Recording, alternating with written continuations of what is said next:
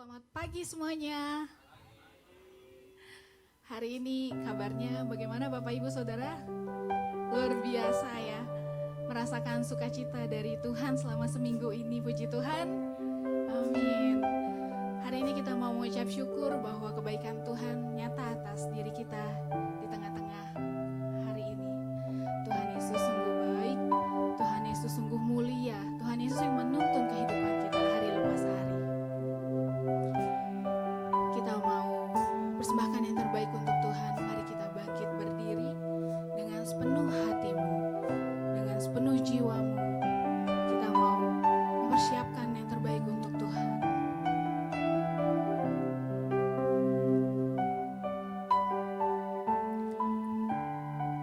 Pujilah Allah dalam bait-Nya. Mazmur untuk korban syukur. Bersorak-soraklah bagi Tuhan, hai seluruh bumi. Beribadahlah kepada Tuhan dengan sukacita. Datanglah ke hadapan-Nya dengan sorak-sorai. Ketahuilah bahwa Tuhan Dialah Allah, Dialah yang menjadikan kita. Dan punya Dialah kita, umat-Nya dan kawanan domba gembalaannya. Masuklah melalui pintu gerbangnya dengan nyanyian syukur, ke dalam pelatarannya dengan puji-pujian. Bersyukurlah kepadanya dan pujilah namanya.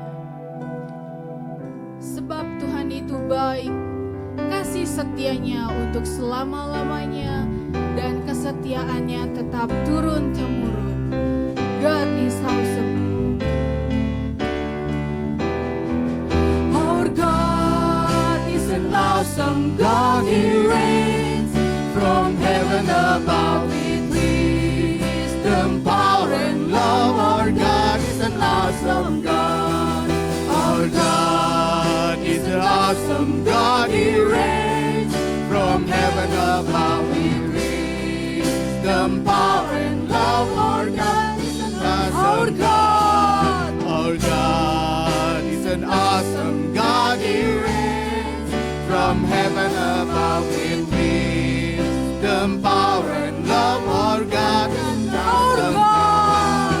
Our God is an awesome God. He reigns from heaven above with wisdom, power, and love. Our God is an awesome God. Our God is an awesome God. He reigns from heaven above with wisdom, power, and love. Our God is an awesome God. Our God is an awesome God. He reigns from heaven above with wisdom, power, and love. Our God is an awesome God.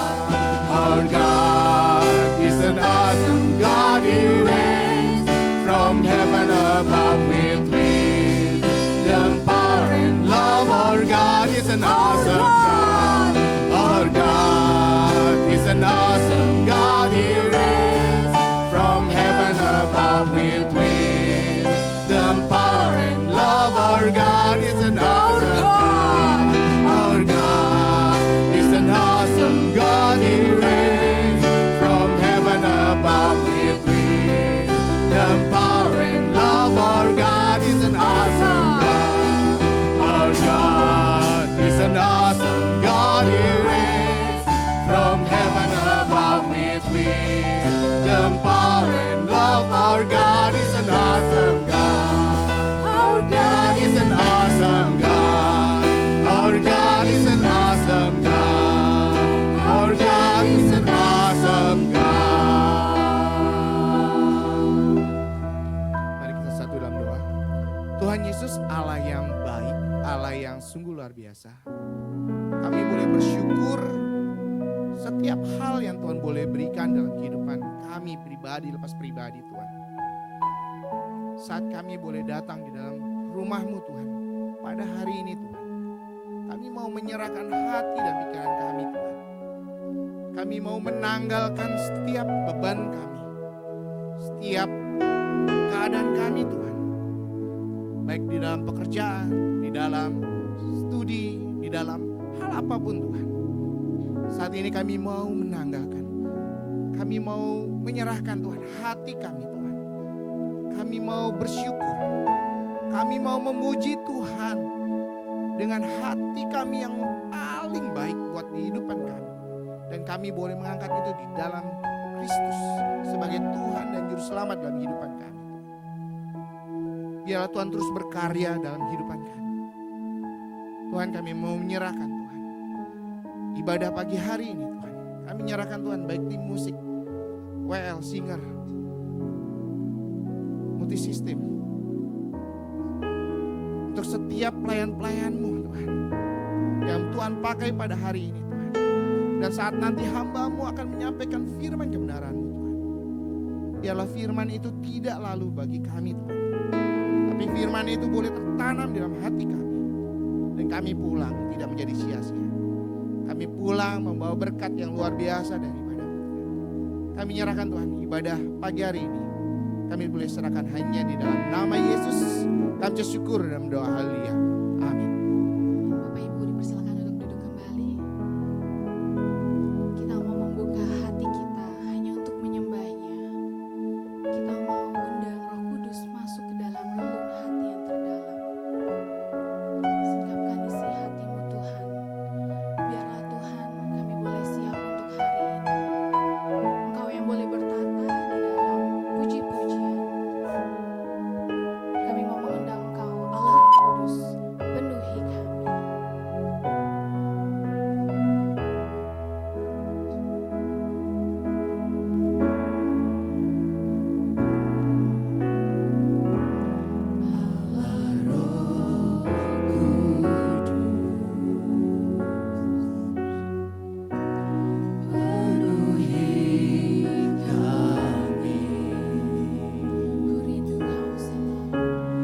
Ku rindu Kau selalu.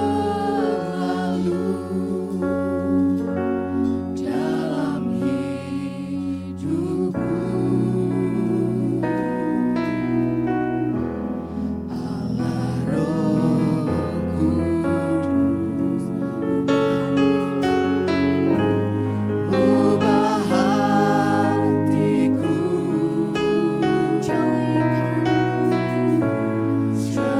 jadikanku jamalah, ku rindu hadirat-Mu. Ku sembah Kudus,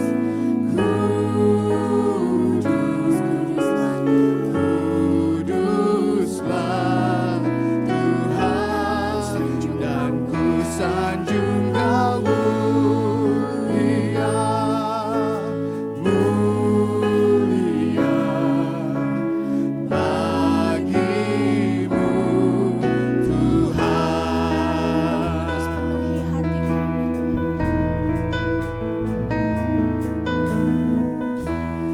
Allah Roh Kudus, penuhi kami. Ku rindu Kau selalu dalam hidupku.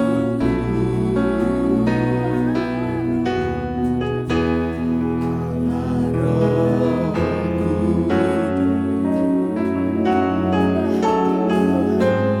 ubah hatiku, jadikanku jamalah, ku rindu hadirat-Mu. Ku sembah Kudus,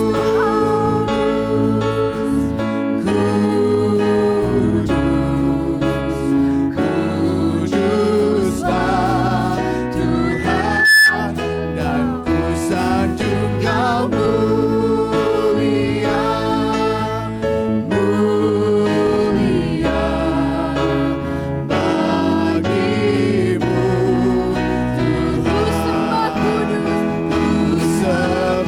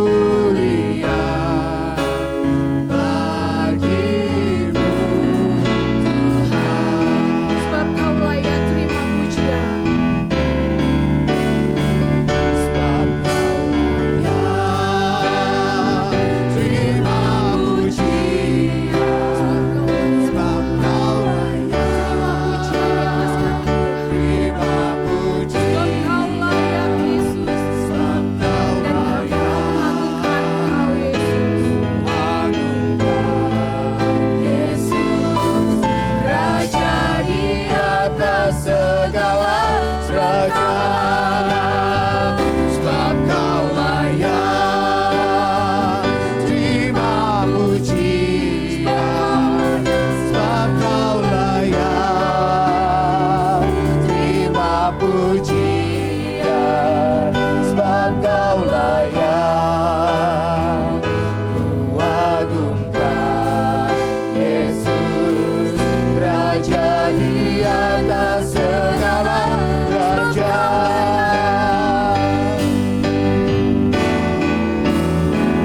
Sebab Kau layak terima pujian, sebab Kau layak terima pujian, sebab Kau layak. Hanya Engkau Tuhan yang layak kami agungkan. Tiada nama lain seperti-Mu Tuhan. Hanya Engkau Raja di atas segala raja. Sebab Kau layak. Sebab Kau layak terima pujian, sebab Kau layak terima pujian, sebab Kau layak ku agungkan Yesus, Raja di atas Dengan segala segenap hatimu katakan sebab Kau layak. terima pujian, sebab Kau layak terima pujian, sebab Kau layak ku agungkan Yesus, Raja di atas. Sekali lagi kita katakan sebab Kau layak. Sebab Kau layak terima pujian, sebab Kau layak terima pujian, sebab Kau layak ku agungkan Yesus, Raja di atas segala raja. Raja di atas segala raja, raja di atas segala raja, raja di atas segala raja.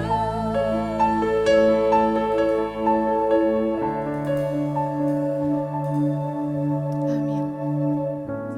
Masih ada semangat hari ini? Ada yang sukacita? Ada menerima berkat seminggu ini dari Tuhan? Amin. Katakan, aku mau bersukacita. Sekali lagi, aku mau bersukacita. Yes. Oke, kita mau nyanyikan pujian ini, lagu baru.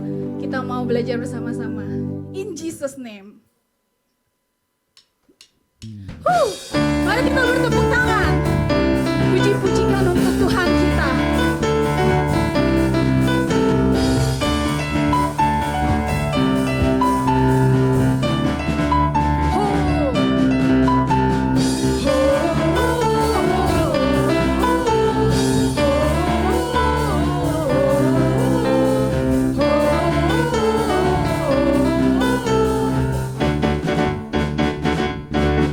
God is fighting for us, God is on our side. He has overcome, yes, He has overcome. We will not be shaken, we will not be moved. Jesus, You are here, carrying our burdens, covering our shame. He has overcome, yes, He has overcome. We will not be shaken, we will not be moved. Jesus, You are here. I will live, I will live, I will not die. The resurrection power of Christ alive in me, and I am free in Jesus' name.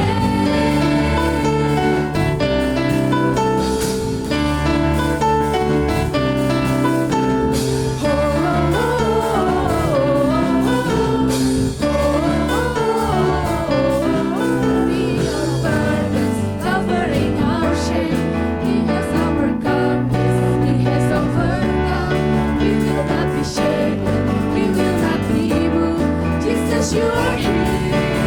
I will live, I will live, I will not die. The resurrection power of Christ alive in me, and I am free. In Jesus' name, I will live. I will live, I will not die. I will declare and lift you high. Christ revealed, and I am healed. In Jesus' name. Come on, clap your hands. Angkat tanganmu di atas kepala.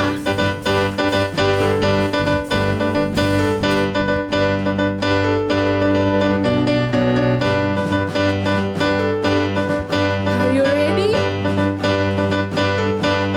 God is fighting for us, pushing back the darkness, lighting up the kingdom.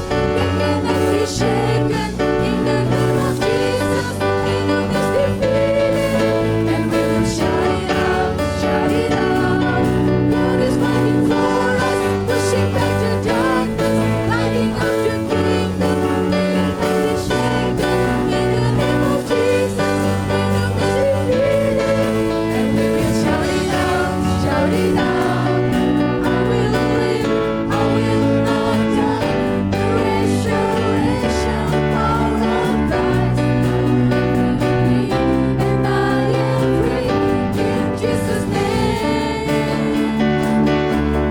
I will live, I will not die. I will declare and lift you high. Christ revealed, and I am healed. God is fighting for us, pushing back the darkness, lighting up the kingdom. That cannot be shaken. In the name of Jesus, Satan is defeated, and we will shout it out, shout it out. God is fighting for us, pushing back the darkness, lighting up the kingdom. That cannot be shaken. In the name of Jesus, Satan is defeated, and we will shout it out, shout it out. Amin. Kita mau masuk ke dalam firman Tuhan. Kita mempersiapkan diri lebih lagi. Buka hatimu yang terdalam untuk Tuhan. Kita mau terima firman Tuhan hari ini. Biarlah itu semua yang boleh memimpin kita dalam kehidupan hari lepas hari.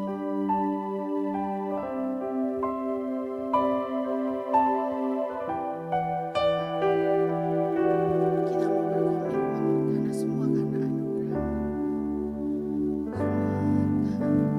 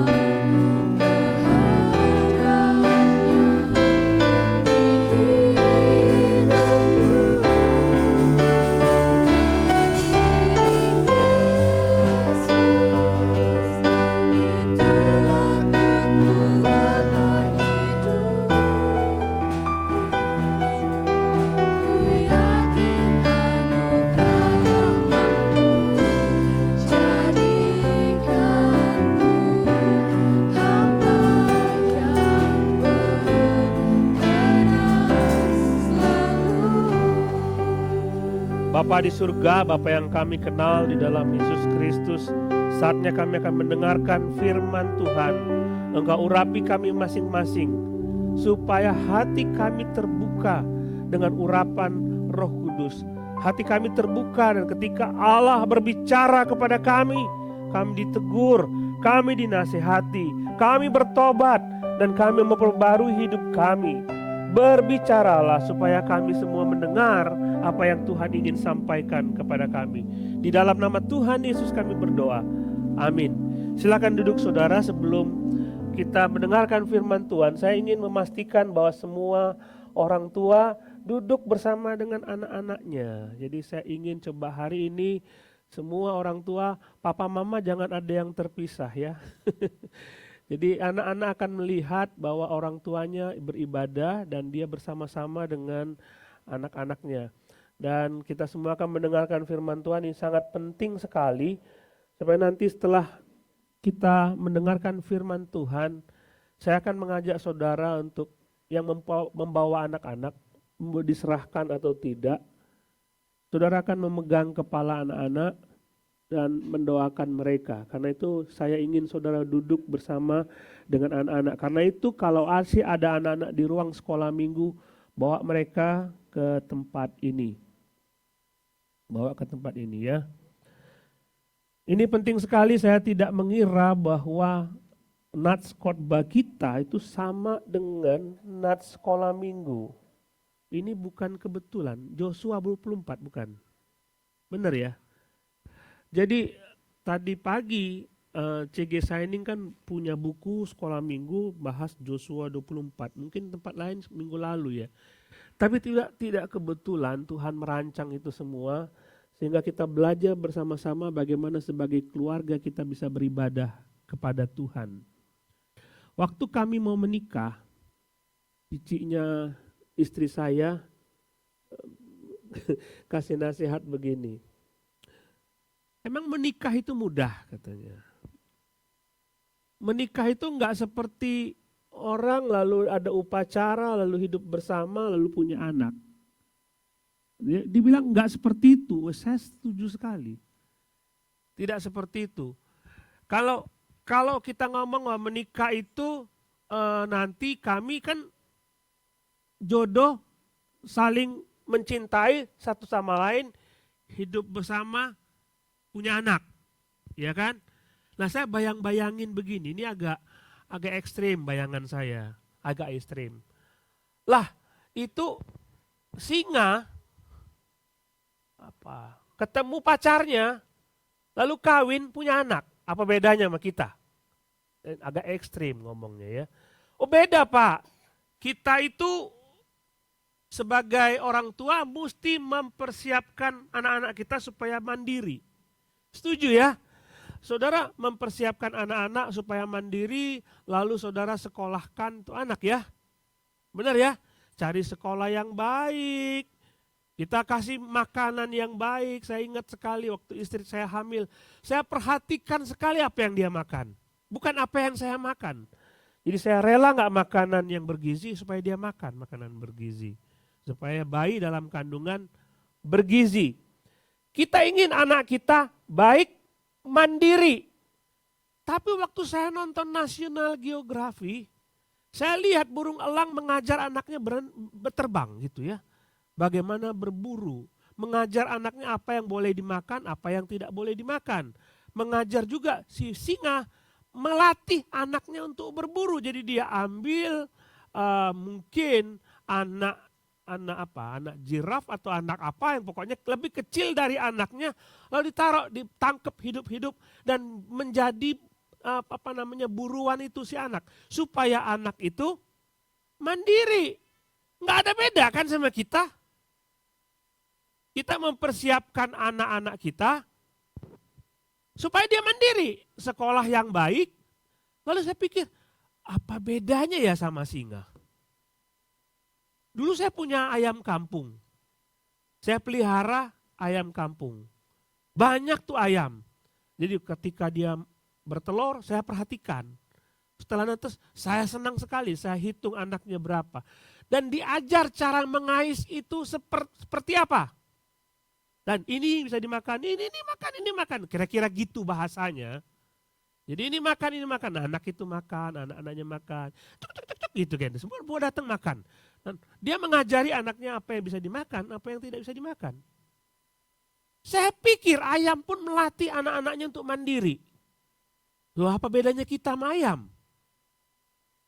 Kita mulai berpikir, oh beda lah, kita manusia dan itu ayam. Iya, pasti beda.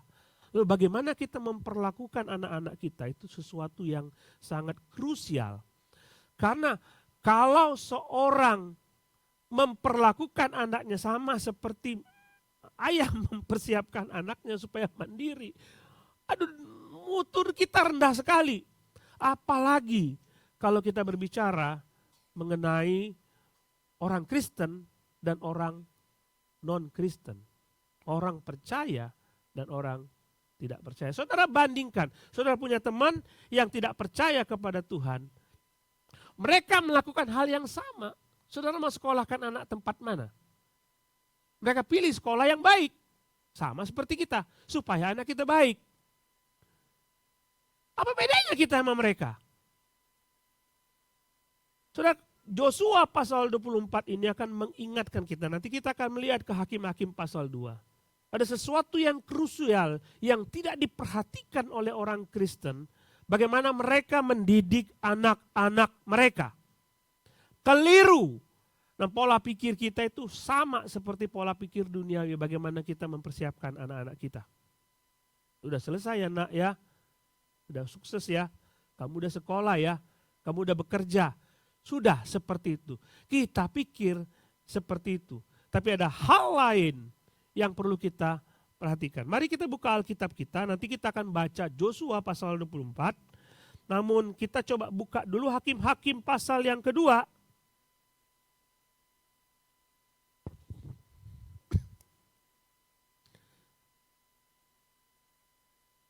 Jadi saya coba cerita dulu Hakim-Hakim Yosua pasal 24. Yosua pasal 24. Yosua mengumpulkan semua orang-orang Israel, tua-tua dikumpulkan. Lalu ketika mereka dikumpulkan dia bilang begini.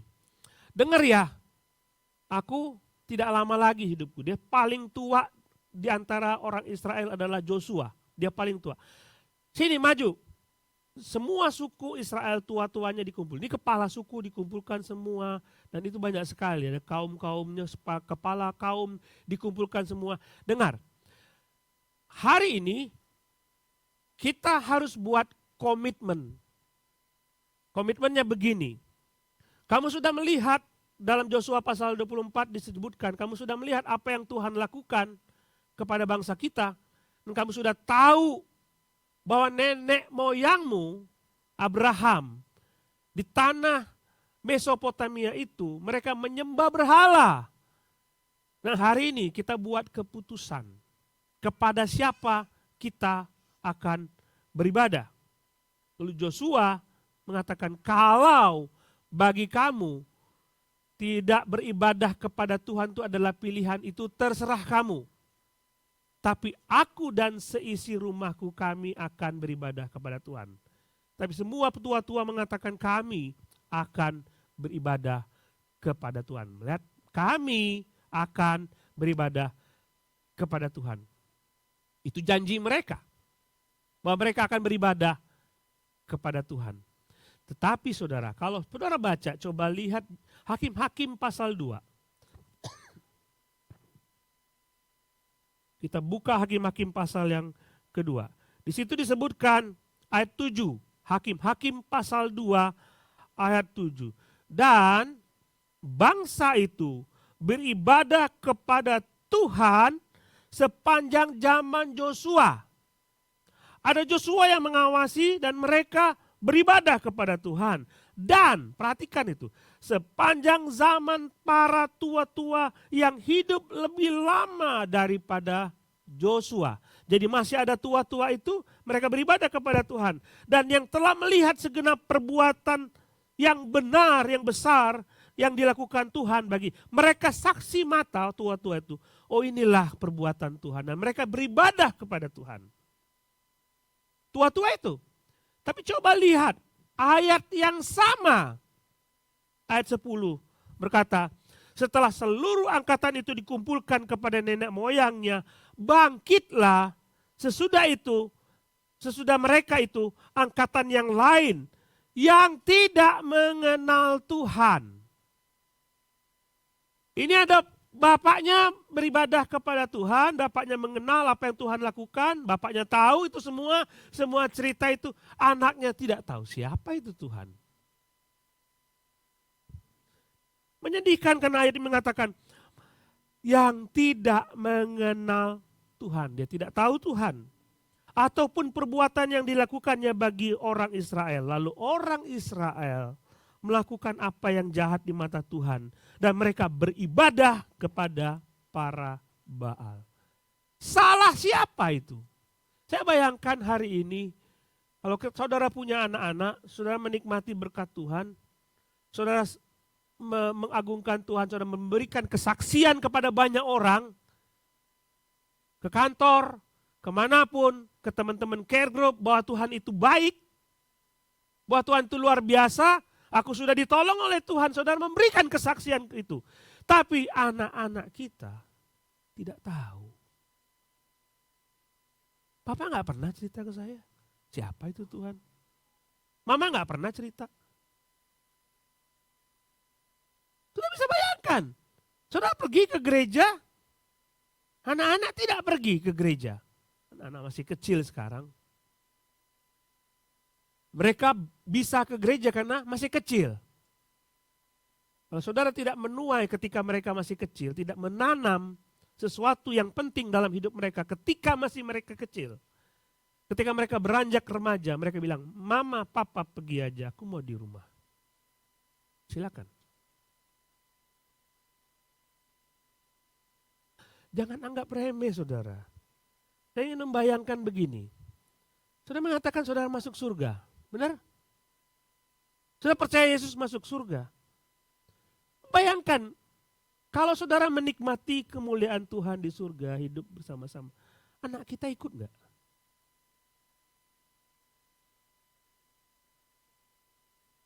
Anak kita ikut atau tidak? Saudara lihat ini Hakim-Hakim pasal 2. Mereka mengenal Tuhan, tahu perbuatan Tuhan, tapi anak-anak tidak tahu itu sama sekali. Karena orang tua tidak pernah ceritakan kepada anak-anak tentang kebaikan Tuhan. Karena mindset kita sama seperti mindset dunia, ketika kita membesarkan anak-anak ini harus punya bekal pendidikan yang baik. Apa yang kita wariskan kepada anak adalah warisan harta. Nah, semua berpikir nanti kalau sudah saya meninggal, begitu kan? Untuk siapa itu harta? Untuk anak. Kita berpikir demikian.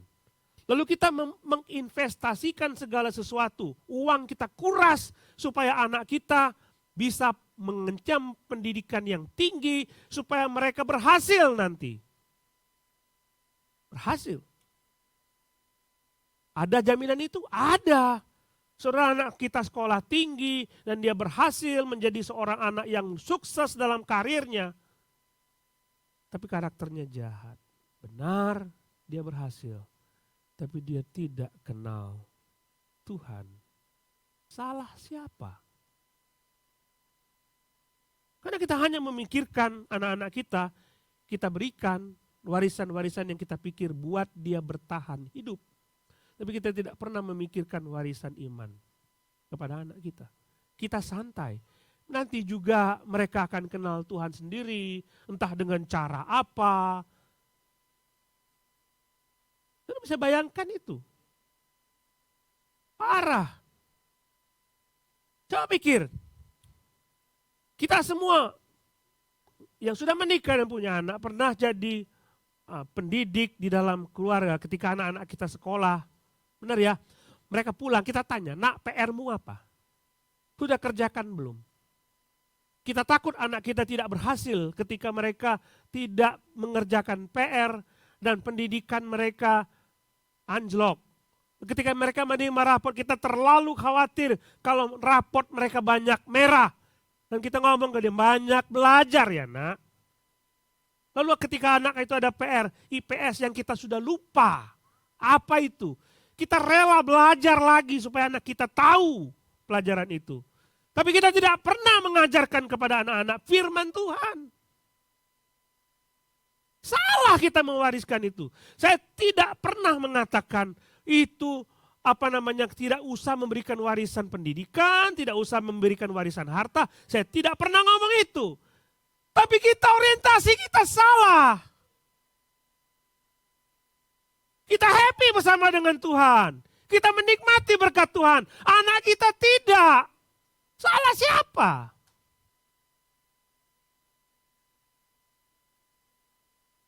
Tiap hari kita, besok mau ujian. Ya, kita rela. Yuk. Ini, saya dulu begitu kan. Yang nama Presiden Indonesia yang pertama siapa nak? Kita uji dia. Kita buka tiap hari buku pelajaran. Tapi apakah kita buka Alkitab untuk menceritakan Tuhan kepada mereka?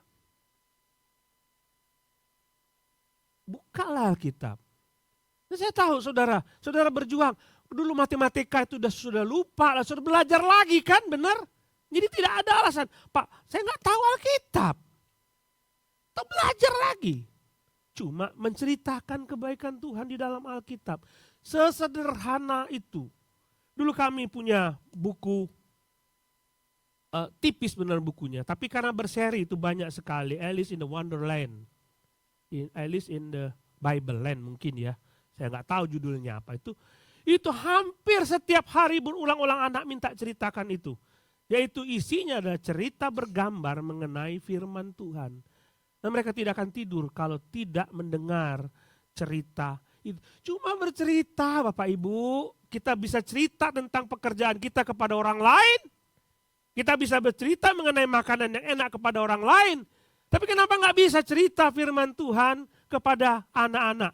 Berikanlah waktu, investasimu yang paling menguntungkan adalah ketika anak-anak diajarkan firman Tuhan tiap-tiap hari. Nanti setelah mereka besar, mereka akan bilang, Papa, Mama, thank you so much. Terima kasih. Aku pintar Mama, teman-temanku juga pintar, mereka hebat, aku juga hebat. Tapi aku punya kelebihan karena Papa Mama menceritakan Yesus kepadaku, thank you. Kalau Papa lihat orang-orang tidak percaya kepada Yesus, bagaimana hidup mereka, dan mereka mungkin tidak akan terima di surga. Thank you for sharing Jesus to me. Terima kasih. Bapak Ibu, saya tahu, saya sedang berpikir sulitnya mengembalakan di gereja yang masyarakat urban. Karena saya tahu saudara semua sibuk dengan pekerjaan dan bisnis saudara. Saya tahu itu. Karena saya dulu juga mengalami itu, saya jam 5 pagi mesti pergi dari rumah supaya tidak macet pergi ke Jakarta. Dan pulang sudah jam 8, sudah capek. Saya tahu apa yang saudara lakukan, yang rasakan ketika saudara bekerja di Jakarta dan pulang ke daerah Tangerang. Saya tahu itu. Tapi anak-anak menunggu di rumah. Kalau saudara lebih care terhadap bisnis daripada terhadap anak, saudara akan kehilangan satu generasi. Berapa anak saudara? 1, 2, 3, 4, 5. Berapa? Saudara mesti cerita kepada dia. Berikanlah waktu, oke Tuhan. Dari pagi sampai sore. Aku punya bisnis saya. Saudara berikan waktu berapa? 12 jam? Jangan lupa sisihkan waktu bermain bersama-sama dengan mereka dan berinvestasi. Inilah alat investasi kita, tidak mahal. Cuma Alkitab. Kita ceritakan kepada anak-anak kita tentang firman Tuhan. Enggak salah saudara memberikan mereka pendidikan yang baik. Tapi salah kalau saudara mengabaikan ini. Saya pernah menjadi orang tua ketika anak-anak masih kecil, dan anak-anak sudah besar, mereka sudah mengerti. Dan sudah tahu, jam berapa mereka masuk sekolah. Mereka masuk sekolah pagi-pagi jam 7, kita mesti bangunkan dia jam 6 supaya tidak terlambat sekolahnya. Kita kasih makan dia supaya di sekolah dia nyaman, lalu kita antar dia makanan ke sekolahnya. Pernah ngalami itu? Antar makanan ini, makan siangmu, nah aku tahu kamu pulang sore ini makan siangmu. Kita rela itu. Tapi berapa orang di antara kita yang rela membangunkan anak pagi-pagi, nak kita pergi ke gereja.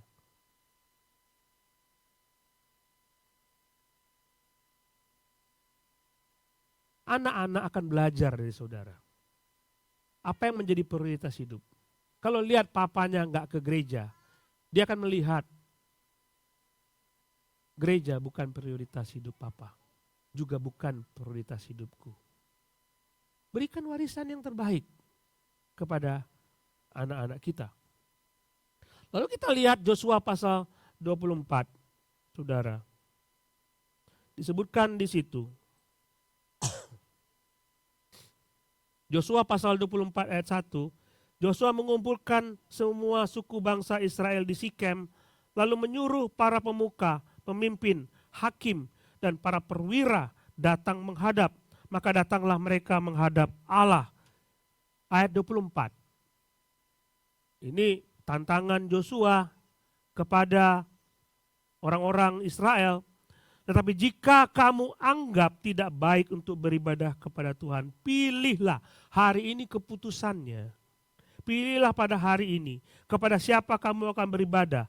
Allah yang kepadanya nenek moyangmu beribadah di seberang sungai Efrat, atau Allah orang Amori yang negerinya kamu diami ini. Tetapi aku dan seisi rumahku, aku akan beribadah kepada Tuhan.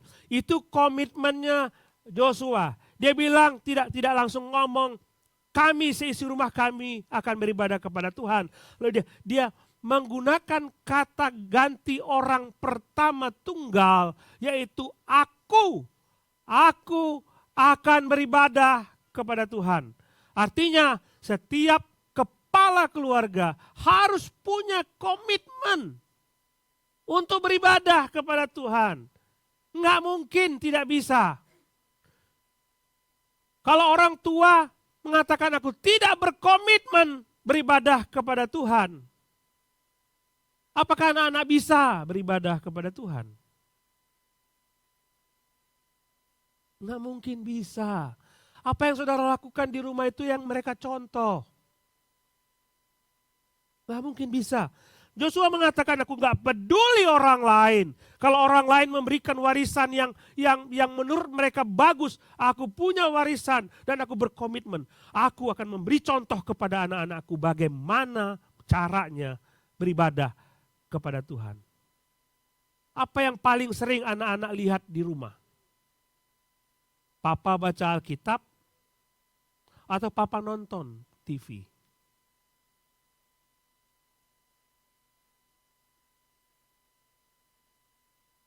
Apa yang paling sering dilihat oleh anak-anak kepada orang tuanya? Ini ketawa-ketawa kita ya. Berarti banyak pengakuan ya nanti ya. Apa yang paling sering dilihat oleh anak?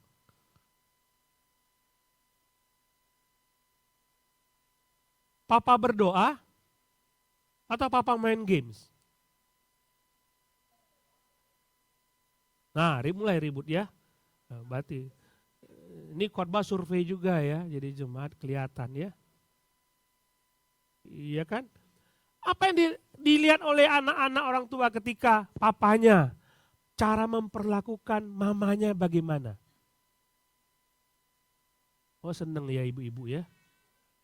Tuh ya. Tuh Pak. Tuh. Nanti anak-anak lihat cara papa memperlakukan saya gitu. Tuh nggak baik. Gitu. Jangan kasih contoh. Tapi komitmen tuh ada pada saudara. Kalau saudara berkomitmen untuk mengajarkan firman Tuhan, saudara sendiri harus berkomitmen. Nggak mungkin tanpa teladan. Tidak mungkin. Nggak mungkin. Pernah dengar? Saya pernah ketemu dengan seorang. Ini tanpa jangan tersinggung. Ini cuma contoh saja. Jangan tersinggung. Contoh saja. Nah, kalau besar kamu tidak boleh merokok ya. Jangan pernah merokok. Kalau besar ya. Jangan merokok, nak.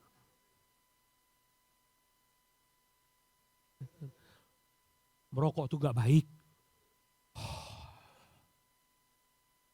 Apa yang dilihat oleh anak? Ayolah bertobat. Bertobat. Kalau saudara mengatakan, nak besok kita ke gereja. Jangan terlambat, kita bangun pagi-pagi. Anak-anak akan belajar. Oh, saya akan meniru papa saya. Karena papa saya itu punya prioritas ini, saya akan tiru itu. Saya akan tiru itu. Kenapa yang saudara lakukan itu ditiru oleh anak-anak. Cobalah bukti, saya buktinya saya.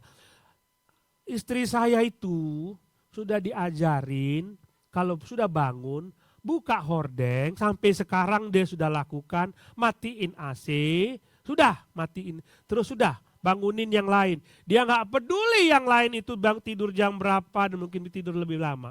Tapi itu kebiasaan yang dia lakukan ketika orang tuanya melakukan itu. Dia lihat itu dan dia lakukan. Jadi apa yang saudara lakukan itu dilihat oleh anak-anak dan ditiru. Mama saya itu selalu begini. Karena tidak ada masakan yang lebih enak daripada masakan mama, benar. Itu menjadi biang kerok pertengkaran. Karena menantu tidak tahu bagaimana cara mengurus suaminya. Jadi muncullah lalu mertua melakukan intervensi. Karena merasa ginilah caranya. Ginilah caranya. Karena kita dibawa dari pola pikir orang tua kita kepada keluarga kita. Lalu kalau saudara tidak mengutamakan Tuhan, apa yang ditiru oleh anak-anak? Apa yang ditiru oleh dia? Buat komitmen. Saya melihat, coba ini survei cukup lama oleh James Dobson, Focus on the Family. Focus on the Family, ini survei cukup lama tapi saya pikir masih valid sampai sekarang ini. Jika seorang anak menjadi Kristen, maka 3,5% seisi rumahnya akan ke gereja. Bermula dari anak. Jadi enggak mungkin ada kemungkinan seorang anak pergi ke gereja lalu orang tuanya ikut. Tapi kemungkinannya 3,5%.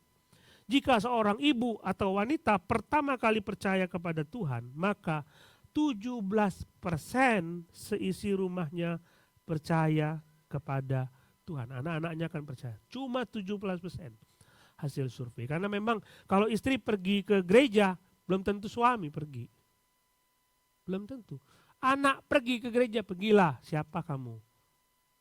Pergilah. Banyak anak-anak pergi sekolah minggu, orang tuanya cuma ngantar doang kan. Jika seorang pria, dengar pria, ini wanita senang langit, ini istri senang sekali. Jika seorang pria memutuskan untuk percaya kepada Tuhan, maka ada 93% seisi rumahnya akan percaya. Bapak-bapak, buat keputusan.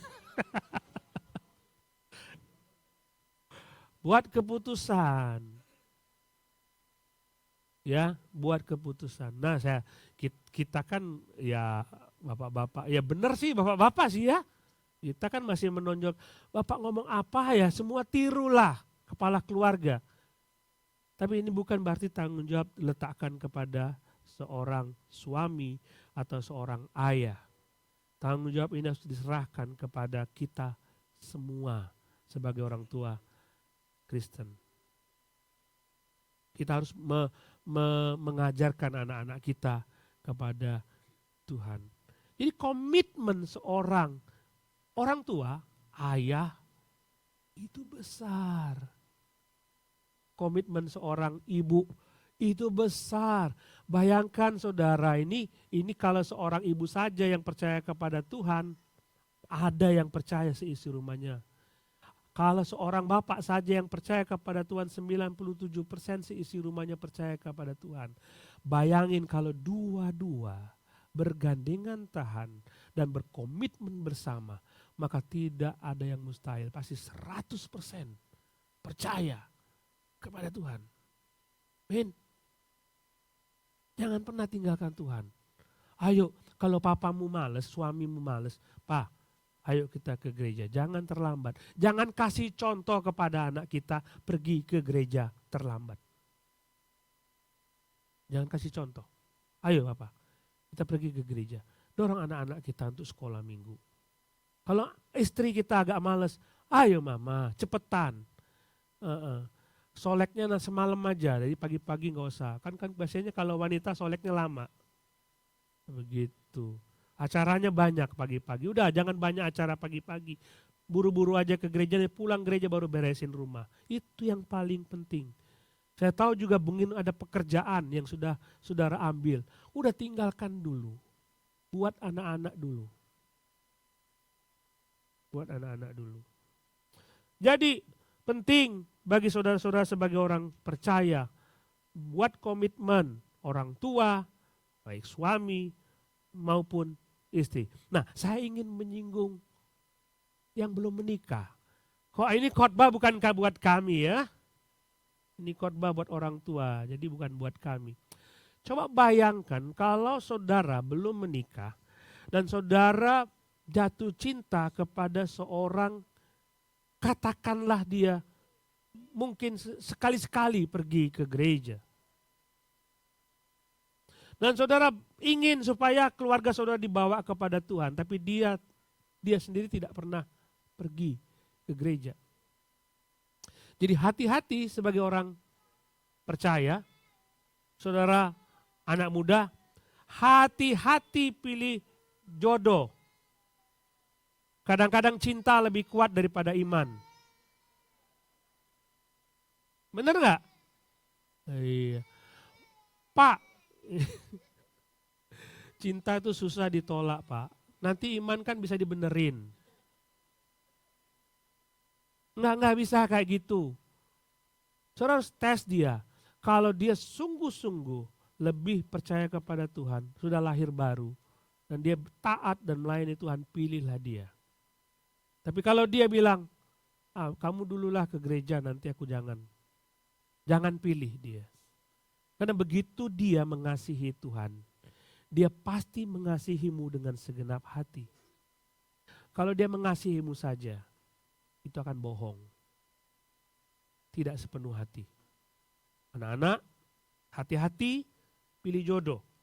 Dan orang tua, walaupun anak kita masih kecil, mungkin masih baby, doakan jodoh mereka. Tiap malam, saya tidak pernah berhenti mendoakan ini. Tiap malam.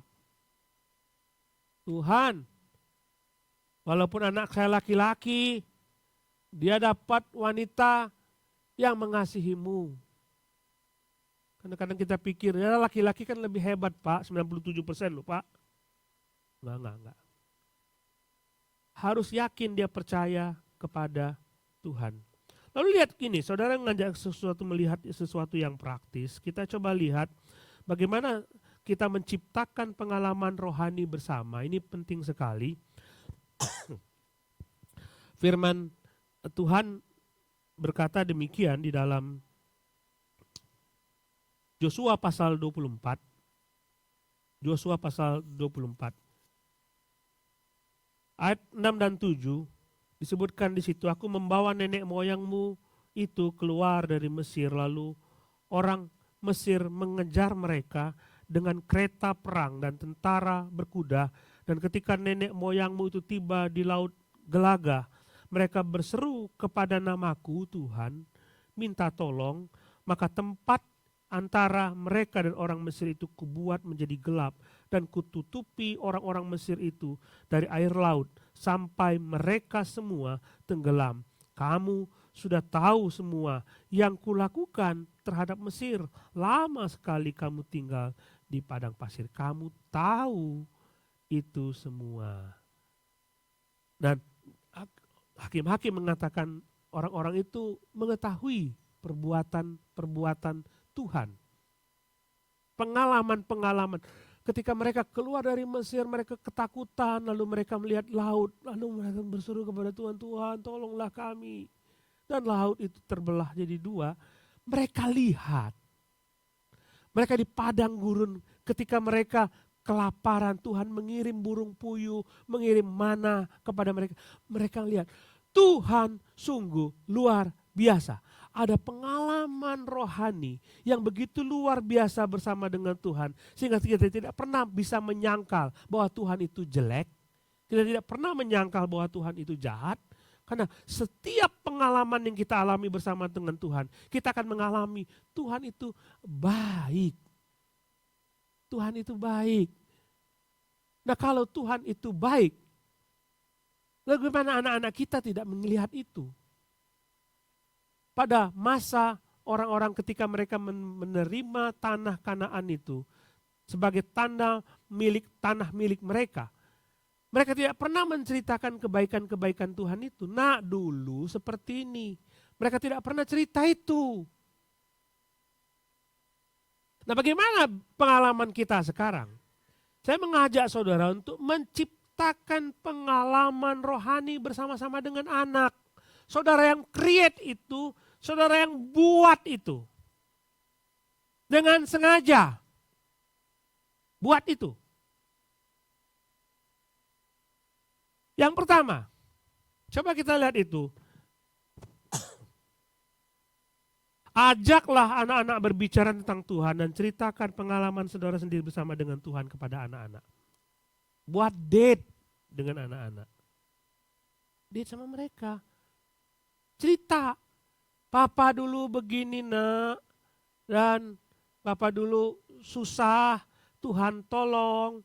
Bagaimana Tuhan menolong papa, ceritakan kepada mereka. Saudara kalau di mobil, saudara bawa anak di mobil, ngobrol lah di situ. Bercerita, bagaimana sekolahmu nak? Apa persoalanmu nak? Saudara di rumah, masuklah ke kamar mereka, ajak mereka ngobrol one on one. Bagaimana hari ini? Semua baik. Apa yang papa bisa doakan? Mereka merasa mereka diperhatikan dan satu lagi, mereka akan merasa bukan hanya ada papa yang bersama dengan aku, tapi ada Tuhannya papa bersama dengan aku. Ada Tuhannya mama bersama dengan aku. Dengan demikian mereka, Pak, kemarin kita berdoa, Pak, terima kasih. Hari ini aku dikuatkan. Kemarin aku timbul kebencian dengan teman-temanku yang suka jahil. Dan hari ini, Papa karena berdoa, aku tidak muncul kebencian lagi. Mereka kan lihat, ya semua hasil karena doa dari papanya, doa dari mamanya. Ajak mereka, ceritakan itu kepada anak-anak. Firman Tuhan mengatakan dalam Ulangan pasal 6, apa yang engkau dengar daripadaku hari ini, ceritakan itu kepada anak-anakmu. Waktu engkau berbaring, waktu engkau berdiri, waktu engkau pergi, waktu engkau dimanapun engkau berada. Jadi setiap kesempatan harus digunakan untuk menceritakan firman Tuhan kepada anak-anak. Gunakan itu sebaik-baiknya. Ciptakan itu. Ciptakan itu. Lalu yang kedua, buatlah ibadah keluarga bersama seluruh keluarga. Tidak ada yang tidak hadir. Buat. Kalau saudara bisa buat janji dengan klien, saudara pun pasti bisa buat janji untuk keluarga. Buat. Ayo hari ini kita beribadah bersama-sama. Kita baca Alkitab bersama-sama. Nggak usah rumit-rumit. anak-anak itu tidak perlu teologi yang rumit. Yuk kita baca tentang Lazarus naik pohon, kira-kira kayak mana ya naiknya ya. Sependek apa ya Zakius itu ya. Kita ajak mereka pengalaman dengan cerita-cerita dalam firman Tuhan. Buat saudara, bisa, tidak mungkin tidak bisa. Buat, Bapak, iya pendeta, gitu dong jawabnya.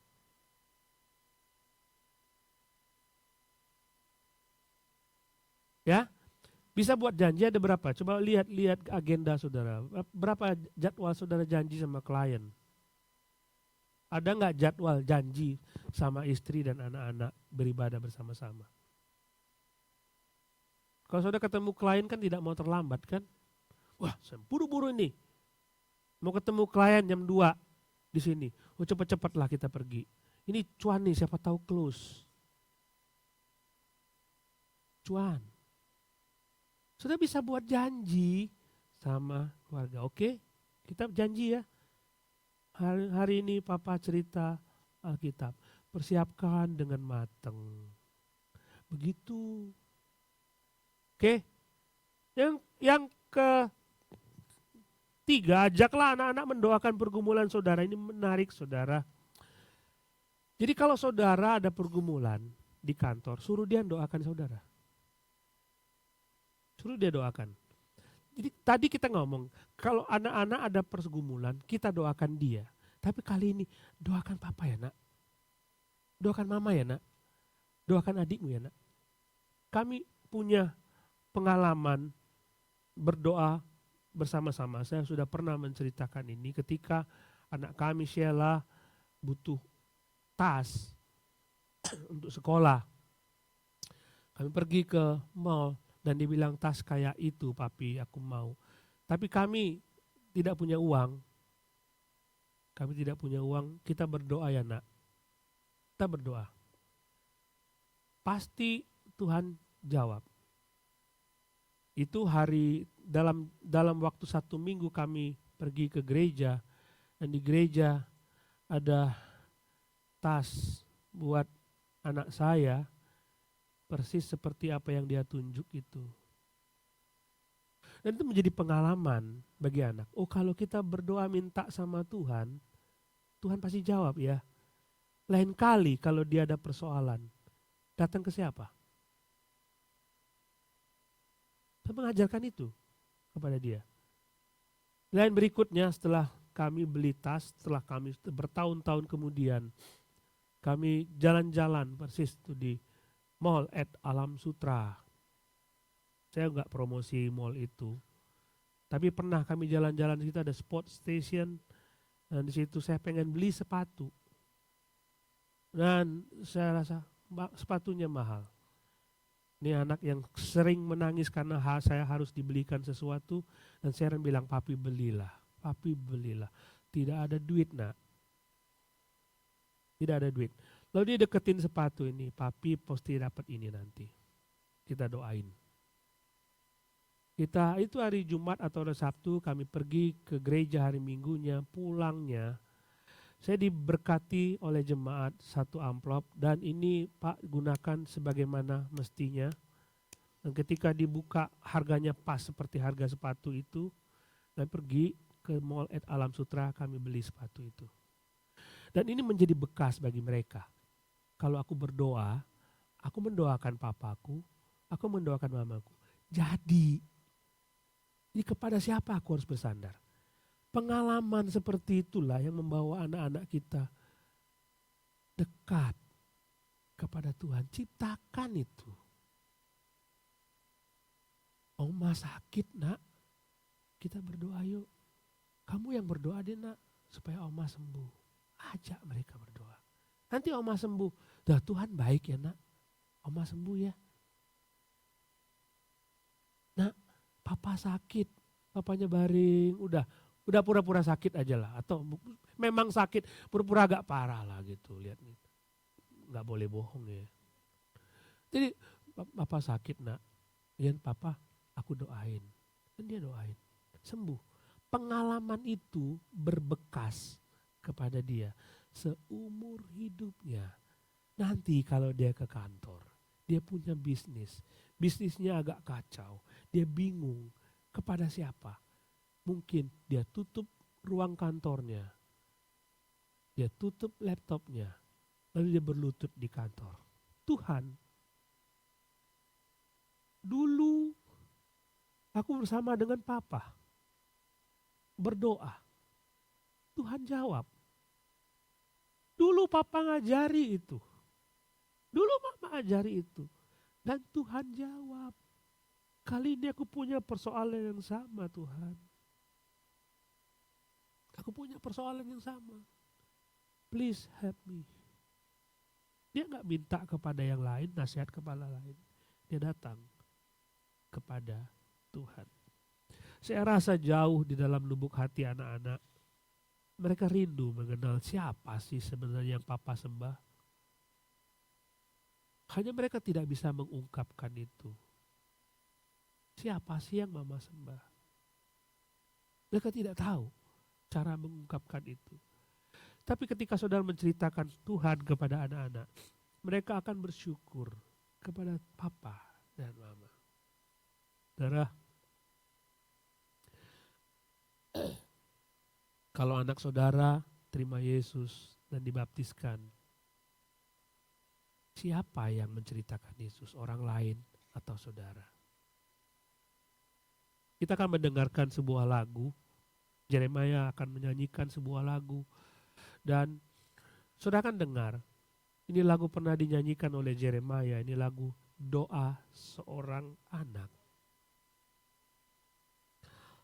I love to know you more. I love to love you more. I want to love you more. Aku ingin besar mengasihi engkau. Aku ingin besar mencintai engkau. Aku ingin besar melayani engkau. Itu harapan anak-anak. Tapi siapa yang memulai? Yeremia maju ke depan. Ada teksnya, saudara lihat. Saya rasa inilah doa yang dinaikkan oleh anak-anakmu kepada Tuhan. Dan anggaplah ini yang menyanyi anak-anak kita. Kita akan mendengarkan Yeremia menyanyi. Dengarkan ini, bayangkan anak saudara sendiri yang menyanyikan lagu. Are you ready? Oke, where's your mic?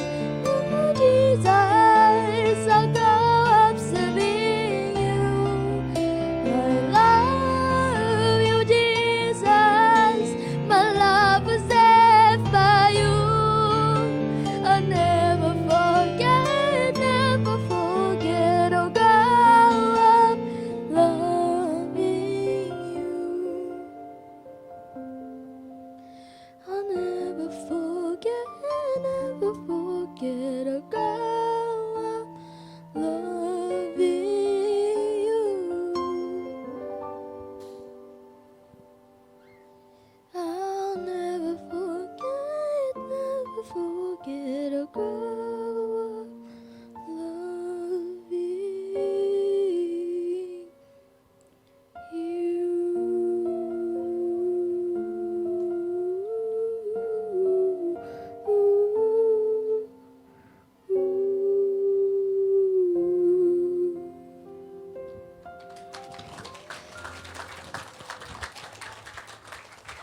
Thank you, Jeremiah. Luar biasa ya. Kalau anak kita sudah percaya pada Tuhan Yesus, dia nyanyikan lagu ini, harta yang paling indah bagi kita. Oke, saudara, kita akan mengadakan penyerahan anak. Saya minta orang tua yang akan menyerahkan anaknya untuk maju ke depan dan membawa anak-anak mereka kepada anak-anak saudara kepada Tuhan.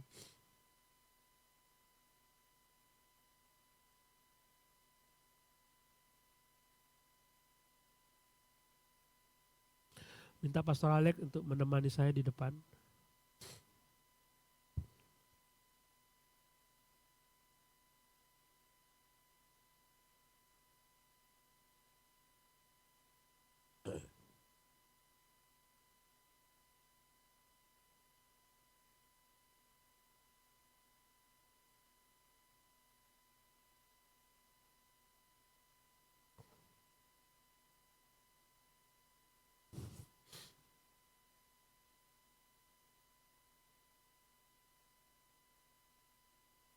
Coba menghadap ke sini.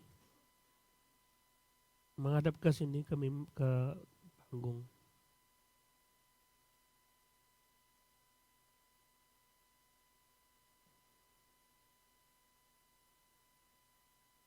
Geser sini, geser.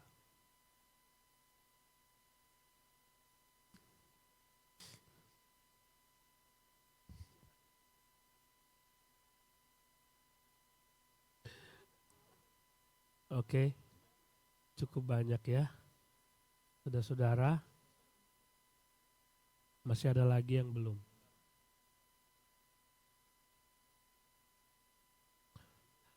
Oke, sudah yang dikasihi Tuhan, acara penyerahan anak tidak ada kaitannya dengan keselamatan anak sendiri. Tidak ada. Justru ini ada kaitannya dengan saudara. Komitmen saudara untuk membawa anak-anak kepada Tuhan. Saat ini mereka belum kenal Yesus. Belum. Mereka belum mengaku dengan mulut bahwa Yesus adalah Tuhan. Acara ini sama seperti ketika Joshua pasal 24 berkata, pilihlah kepada siapa kamu akan beribadah hari ini. Joshua mengatakan, aku dan seisi rumahku akan beribadah kepada Tuhan. Hari ini, saya minta saudara semua yang mau menyerahkan anak, berkomitmen. Berkomitmen. Saya akan berjuang apapun harganya, supaya anak-anak saya bisa percaya kepada Tuhan. Silakan saudara akan menjawab pertanyaan saya. Jawab pertanyaan saudara. Itu pertanyaan saya. Apakah saudara semua berkomitmen untuk membayar berapapun harganya untuk beribadah kepada Tuhan? Oke, saya tidak mendengar. Ya, saya berkomitmen. Apakah saudara berkomitmen untuk beribadah kepada Tuhan? Oke, saya mendengar. Nanti kalau saudara pulang, saudara tidak datang ke gereja, saya datang ya. Ini karena ini berjanji saudara kepada orang tua, pada saya ke gereja. Apakah saudara berkomitmen untuk memberi waktu kepada anak-anak, mengajarkan firman Tuhan kepada anak-anak? Nanti saya cek ya. Saya cek. Baik, kita tunduk kepala, kita berdoa. Saya akan berdoa buat saudara.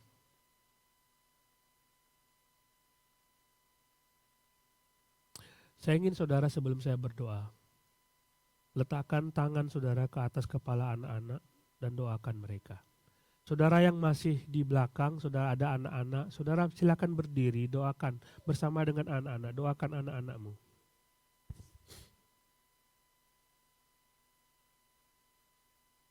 Silakan berdoa secara pribadi.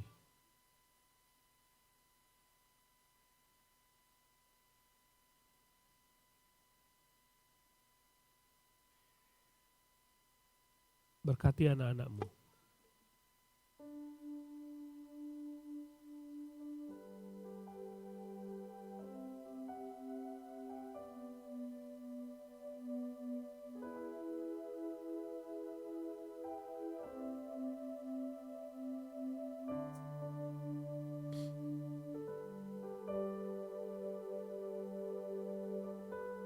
Sekarang berdoalah kepada Tuhan dan ungkapkan janjimu kepada Tuhan bahwa engkau akan membawa anak-anak ini kepada Tuhan. Baik papa maupun mama.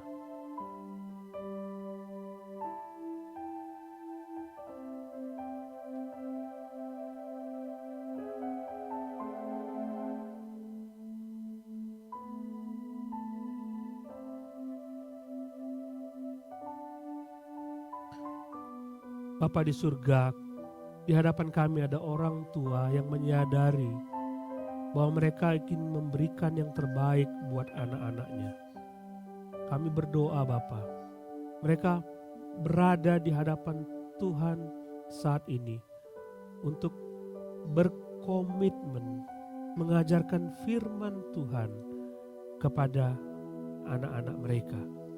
Tuhan dengar itu, dan kalau mereka menyimpang, baiklah Tuhan menegur mereka dan mengingatkan mereka.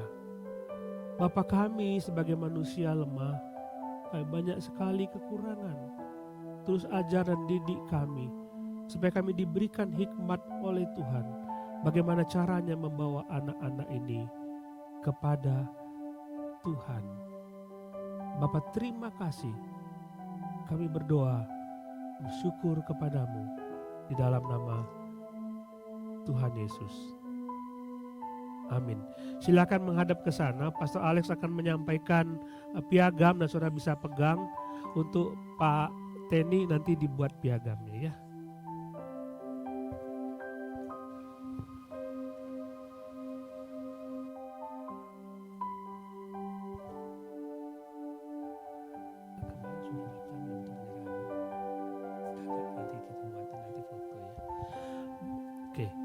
Oke, sorry. I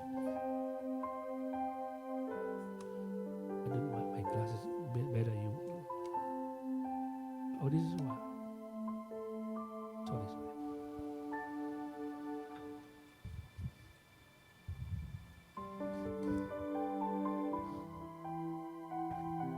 Saya akan membacakan piagam-piagam ini. Nanti Pastor Alex akan menyerahkan piagam-piagam ini. Hana Grisela Claudia Tampu Bolon, anak dari Hotman Tampu Bolon dan Lydia Sihombing. Benaya Uri Pangestu, anak dari Gunawan Saputra dan Kristiana Lee.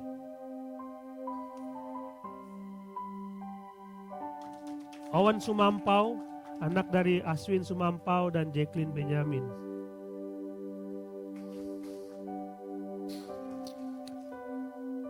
Laura Sumampau, anak dari Aswin Sumampau dan Jacqueline Benjamin. Oh, anaknya banyak ya. Excuse me.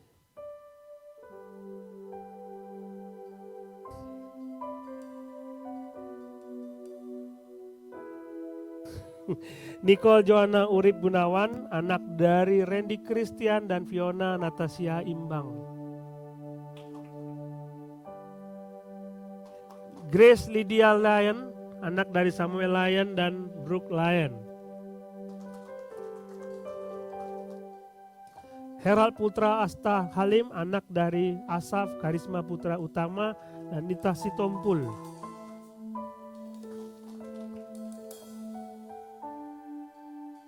Claire Diamond Tanuwijoyo, anak dari Pak Rizal dan Mariska. Gamaliel Jorsi Huta Barat, anak dari Daniel Martinus Huta Barat dan Farida Gita Wangi. Abednego, ini susah bacanya. Abednego Manrike Huta Barat, anak dari Michael dan Gracia. Silakan kita foto. Nanti kita foto ya, nanti dibuatkan ya.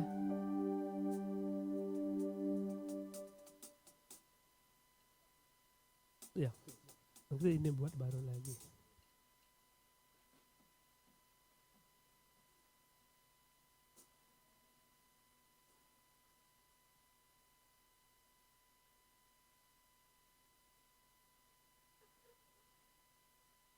Silakan duduk kembali. Kita akan bangkit berdiri teman-teman. Kita akan menyanyikan lagu bersama keluargaku. Jangan pisah dengan anak-anak. Kita akan menyanyikan lagu ini bersama anak-anak kita. Ajak anak-anak belajar nyanyi lagu ini.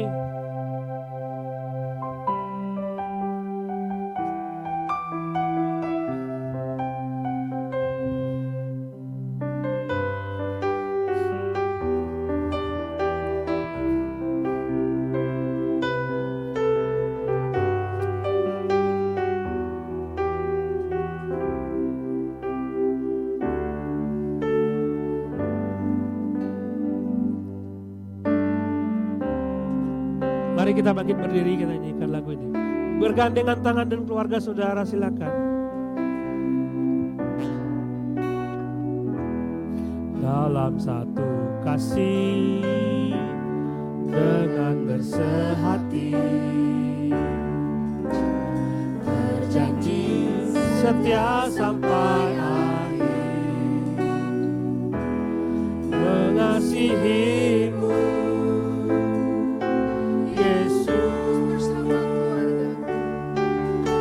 bersama keluargaku melayani Tuhan, bersatu